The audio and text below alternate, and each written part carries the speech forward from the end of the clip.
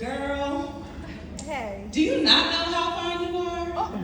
Oh, okay. A friend said this to me the other night over dinner. I smiled, said thank you. But in my mind, I was gone. I was back in time. Back to a moment where I didn't feel fine. I didn't feel pretty.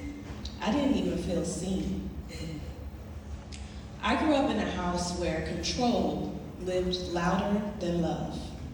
My former adoptive parents were white, raising 5 Black children, and had no idea how to care for my hair or my identity. I wasn't mixed like my adoptive sisters. I didn't have soft curls or long hair. My hair was tightly coiled, kinky, thick, with dry scalp and all. And because they didn't know what to do with it, they decided to cut it all off. This happened when I was 9 years old.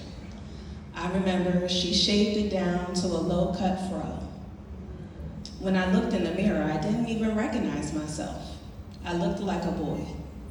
And I know in the late 70s, early 80s, fros were all the rage, and even now you can get it off. But in the early 2000s, that wasn't something that you could just brush off and you could just walk around with.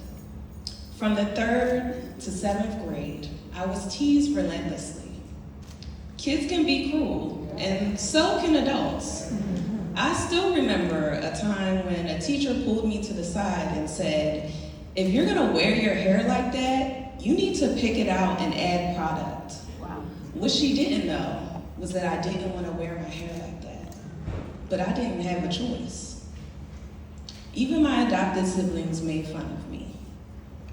And when Black women from our community offered to help my adopted mother, she refused. In her words, she didn't like the way perms looked on Black women because it made their hair bone straight. And she didn't want anyone playing in my hair. I remember one time I came home from camp with cornrows, and she made me take them out. Eventually, she allowed one of her Black friends to give me a perm. I remember sitting in the chair, scalp tingling, unsure what to expect. But when they were finished, they slicked my hair back and added a curly ponytail. That was the first time I learned about weave. It bounced when I moved. And when I looked in the mirror, for the first time in years, I thought to myself, I look pretty.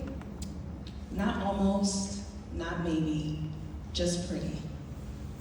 But even in that moment, I knew it wouldn't last. Because even though I saw myself as pretty, others didn't see me that way. Like I said, kids can be cruel, and so can the silence of the people that are supposed to protect you. When I entered foster care, I thought things would get easier. But the truth is, I still didn't know how to care for my own hair. I was never taught, never allowed to learn. And instead of support, I was met with shame. I had foster parents look at me like there was something wrong with me because I didn't know. And I just didn't, unfortunately. Eventually, I had to teach myself. But my abusers will never know what they did by cutting off my hair. The pain, the shame, the way I learned to look away from mirrors. And when the pain got too loud on the inside, I thought to myself, if I don't look good anyway, why does it matter? Why not do self-harm to let out some of the pain? But you know, I stand here and I thank God that those permanent scars are no longer there. But the mental ones, they're still healing. Even now, I pause before I walk out the door to make sure I'm flawless as a way of protection from the world in case they don't see me as that. And I know, and I know I'm not the only one that carries that. And sometimes my hair still dictates the way I feel. Although I'm a part of Team Hey Girl, My letter isn't up here because I have it right here. And if I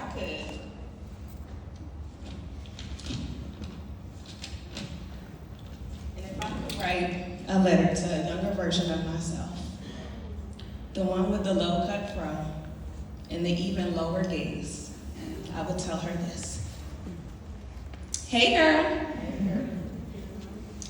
I'm sorry you didn't get to choose how you looked. I'm sorry no one told you you were beautiful. You should have heard that every single day. You should have listened to I Am Not My Hair by India Ivory on repeats. Know that beauty isn't in comparison.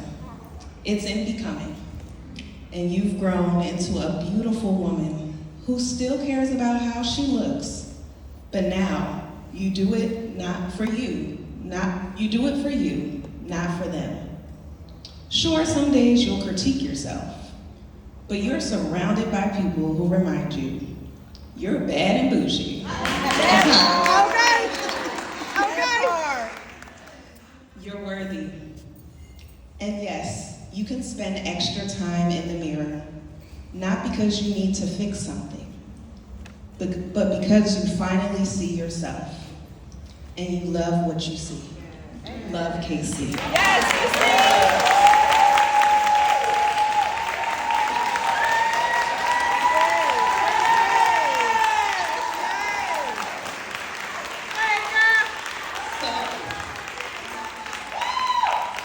So to every woman here today who has felt unseen, to every woman who has been told that she is too much or not enough, and to the women who spend time in the mirror fixing, adjusting, second guessing, I see you.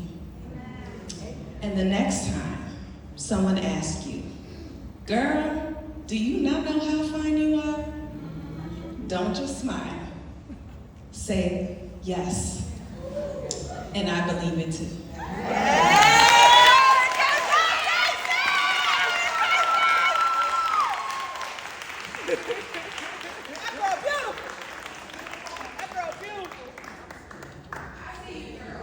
Thank you, Kaysie.